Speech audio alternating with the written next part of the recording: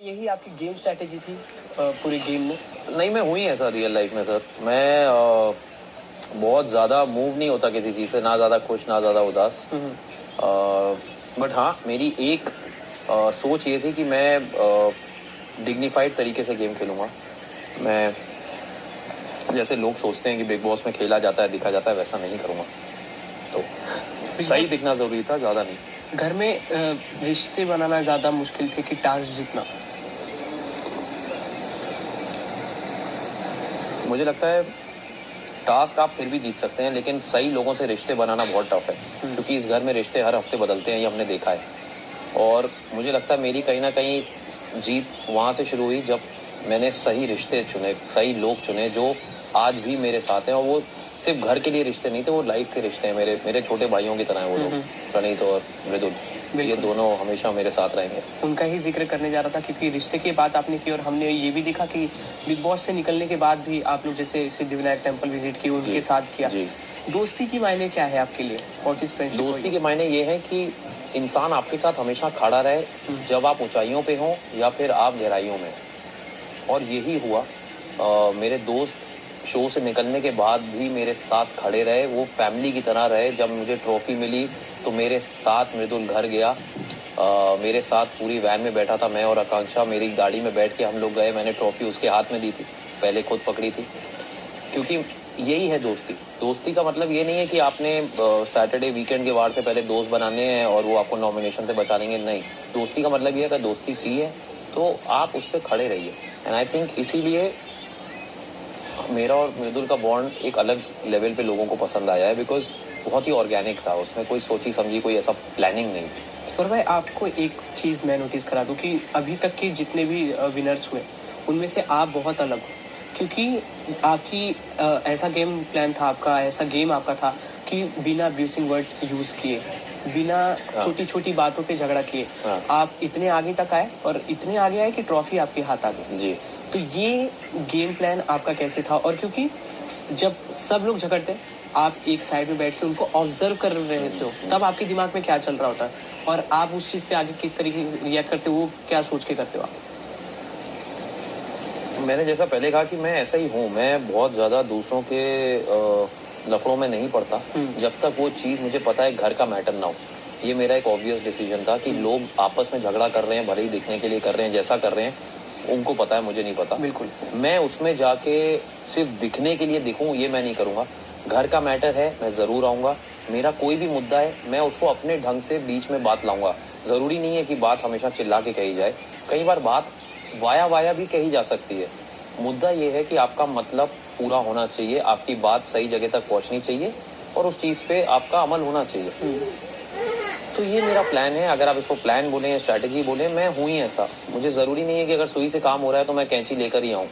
सुई से काम हो रहा है, सुई से काम चलाएंगे। यही लोगों का काफी ज्यादा पसंद है आपकी सारी चीज, आपकी एक एक पॉइंट लोगों ने नोटिस की। आप अपनी जर्नी से भी काफी खुश थे, बट आपने कहीं ना कहीं बिग बॉस से निकलने के बाद यही चीज कहा कि एक चीज का मुझे रिग्रेट है, एक चीज का दुख है कि मुझे ट्रस्ट नहीं करना चाहिए था लोगों पे एकदम इजीली। जी, ये किस बात पे कही और किन लोगों के बारे में कही? मैं नाम तो नहीं बता पाऊंगा, लोगों ने ज्यादा शो देखा है, लेकिन मैं ये जरूर बोलूंगा कि मैं सबको बराबर चांस देता हूँ लाइफ में।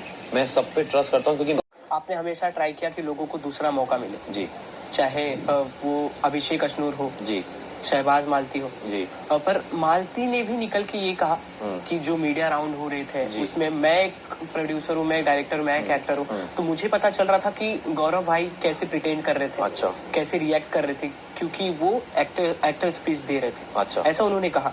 मैं ये बोलूंगा कि फरा मैम जो जेन्युइनली डायरेक्टर हैं, जेन्युइनली बहुत बड़ी फिल्में बनाई हैं उन्होंने जब कह दिया it's a Gaurav Khanna show, तो उनकी बात मानूं कि मैं मालती की बात मानूं?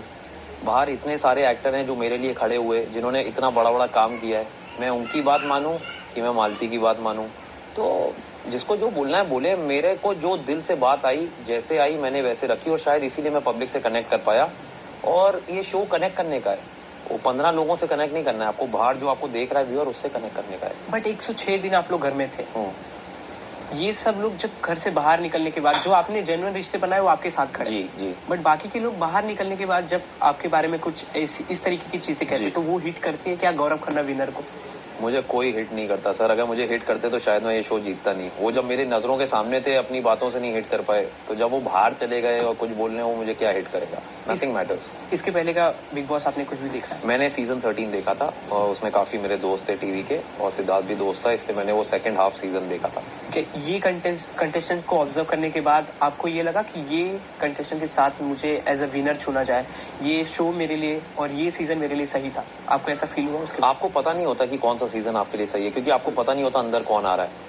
आपको सिर्फ नाम पता चलते हैं फेक न्यूज वगैरह से अंदर जाने से पहले, लेकिन उसमें से आधे से ज्यादा नाम गलत होते हैं। सो अंदर जाके ही आपको पता चलता है कौन आ रहा है, तो आप डिसाइड नहीं कर सकते कौन सा सीजन सही है कौन सा नहीं। मीडिया राउंड में जो आप इमोशनल हुए थे, उस पर भी काफी चर्चा हुई।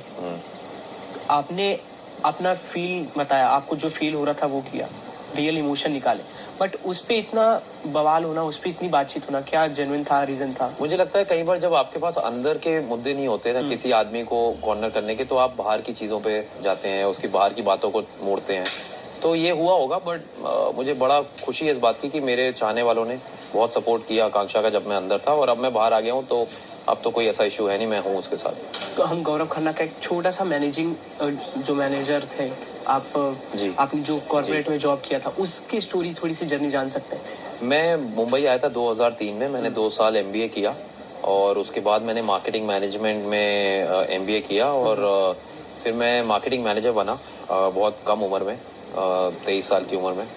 और फिर मैंने 9 से 10 महीने 8 से 10 महीने काम भी किया, लेकिन साथ ही साथ मुझे टेलीविजन और मॉडलिंग शुरू हो गई, तो वो फिर मैं धीरे धीरे करते करते इस लाइन में आ गया, और बस तब से चल रहा है। और यूट्यूब भी आपने स्टार्ट कर दिया, बिग बॉस खत्म होते ही एक नया स्टेप आपने ले लिया जी। और मेनी कांग्रेचुलेशन, स्टार्ट करते ही 50K प्लस आपके सब्सक्राइबर हो गए। Thank you so much sir. लेकिन थोड़ा सा प्रॉब्लम हो गया आज, क्योंकि वो शायद उसमें इतना ट्रैक्शन आ गया, या पता नहीं क्या हुआ है, हैक हुआ है कि 2 दिन के लिए गूगल उसको स्टडी कर रहा है कि वो मैं ही हूँ कि कोई और है। कहीं ना कहीं ये चीज हम फराह मैम से भी कनेक्ट कर सकते हैं, क्योंकि सेलिब्रिटी मास्टर शेफ आपकी जज रही है, यूट्यूब पे बड़ा नाम हो चुके हैं फराह मैम, और जब होस्ट करने आई थी उन्होंने ये भी कहा था कि खाना बनाने किसे आता है। हाँ।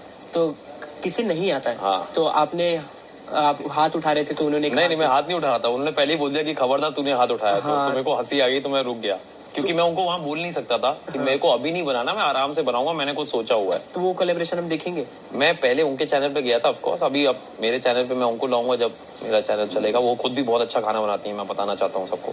क्या बात है। प्रणीत के साथ एक स्टैंड अप कोलैबोरेशन हुआ आपका? जी, आपने अभी मैंने छोटा सा एक किया है स्टैंड अप प्रणीत के साथ, और वो शायद प्रणीत डालेगा अपने चैनल पे। बहुत बड़ा तो नहीं है, लेकिन मजा आया करके, और दिल खुश हुआ उसको देख के।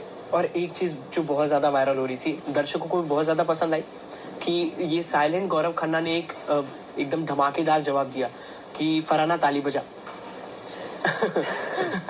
फरहाना घर में यही बोल रही थी कि गौरव को कौन पहचानता है, गौरव क्या कर लेगा, बट उनकी मॉम जब घर में आई उन्होंने कहा कि आपका शो, मैं आपका सीरियल काफी टाइम से देख रही हूँ, आपकी फैन हूँ, पर स्टेज पे आपने कहा कि फरहाना एक बार ताली बजा। जी। तो वो मोमेंट आप डिस्क्राइब अगर करें? डिस्क्राइब कुछ नहीं,